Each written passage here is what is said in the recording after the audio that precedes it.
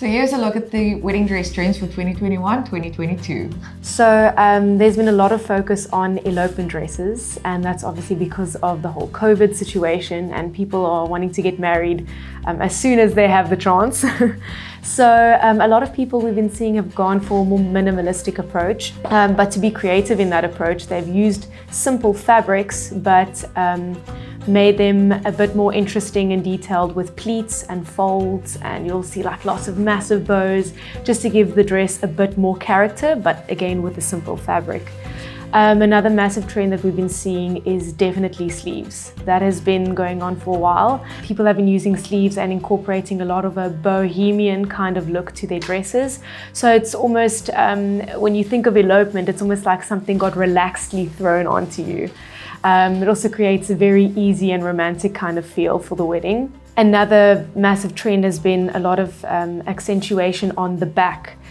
People are going for interesting backs, low backs, anything that creates a unique emphasis on the back and the shaping around the back. People might be drawing away from is very elaborate ball gowns. First of all, they are a lot more expensive because they require a lot more fabric. And they've gone for more things like a more simple silhouette or a more slimmer silhouette with a overskirt or a cape made from tulle instead. A lot of colors have also been incorporated into the wedding industry, like your blush, your pinks, your champagnes, and moving a bit away from the very traditional white. A lot of the things that happened or that was popular in 2019 in preparation for 2020 is still going to carry through to 2021, 22, where brides have had their eye on a certain look, a certain kind of dress, and the wedding had to be postponed, so it's being carried over to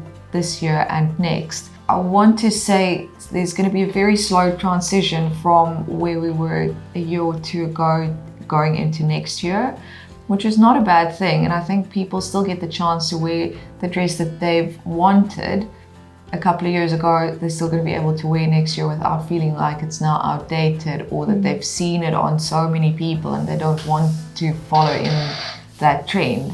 And I do think it comes back to what it is that you want as an individual. For me, it's always been like the most incredible wedding dresses over time has always been what suited the individual beautifully, and what, you know, it wasn't because they followed a trend, it was just because they were true to themselves and what they actually liked. So we are still seeing a trend towards a more bohemian, relaxed style, and I think it is also due to the fact that weddings need to be smaller, where people don't want it's not necessarily as small as an elopement, but it's definitely not your 180, 200 person wedding. Imagine the setting being a garden area or a restaurant, which many people have opted for now. So your style becomes a little bit more relaxed. It's a bit more of a casual or a bit more of a bohemian vibe, but without being too boho. I think we still see a lot of the loose fitting skirts. Details like, you know, almost like a crochet kind of lace. Something that's still very, it's a beautiful balance between the simple and fine, subtle details. But definitely something where people feel I want to be able to move in between my guests, in between a smaller space where tables are closer together. Toning it down, yes. Even requests for basic slip dresses has come in quite a bit for us. Just something easy and something super relaxed.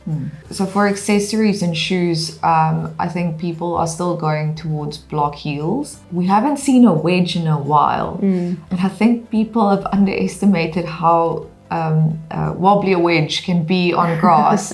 So with a block heel, it's a steady heel. You know, practically your feet can actually bend and your toes can bend while you walk, which gives you more stability, and it's something that can last throughout the night. So block heels in nude, if you can get an off-white, that's great, or just maybe a light cognac brown or something neutral that can go with kind of any dress that you want. So when it comes to veils, I think we've definitely been seeing a lot of people using either pearls or something a bit shiny, or some beads that would be quite dense on the top and then gradually go off just into the veil towards the bottom. For accessories, we're not seeing big earrings anymore.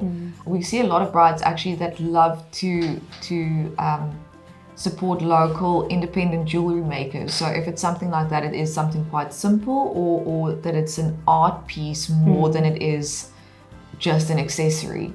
But definitely, you know, staying away from those massive, shiny chandelier type of earrings where it doesn't add anything to the look. I don't think I can remember the last time a bride wore a necklace with her wedding dress. It might be because we've seen halter necks that wanted to make a comeback, but it also hasn't picked up yet because weddings came to a bit of a standstill. It can be because bodices are quite elaborate, but necklaces are just not in the picture really anymore. Clutch bags, I think that's what bridesmaids are for, that they can carry your lipstick and your mascara around, but we haven't seen any of that in a while.